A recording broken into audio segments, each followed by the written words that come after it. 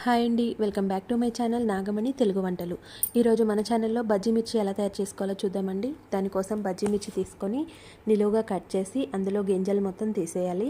దాంట్లో మనం ఉప్పు, శనగపిండి, వాము కలిపి మిక్స్ చేసుకొని ఇలా నిలువుగా చీల్చుకున్న వాటిలో పెట్టేసుకోవాలి. ఆ తర్వాత ఒక గిన్నెలో 2 కప్పుల శనగపిండి, 2 టీ స్పూన్ల బియ్యపిండి, కొంచెం సోడా ఉప్పు, అలాగే కొంచెం సాల్ట్ వేసుకొని మొత్తం కలిసేలాగా మిక్స్ చేసుకోవాలి. అలాగే వాటర్ కొంచెం కొంచెం పోసుకుంటూ మనకు పిండి అనేది ఉండలు కట్టకుండా స్మూత్గా ఉండేలాగా ఇలా మొత్తం కలిసేలాగా కలుపుకోవాలి. వాటర్ ఒక్కసారి పోయకుండా కొంచెం కొంచెంగా వాటర్ వేసుకుంటూ కలుపుకోవాలి.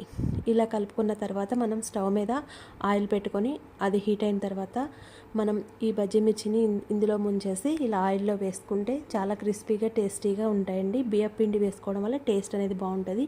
ఇలా గోల్డెన్ కలర్ వచ్చిన తర్వాత మనం సర్వ్ చేసుకుంటే సరిపోతుంది. Please like, share, subscribe. Thanks for watching.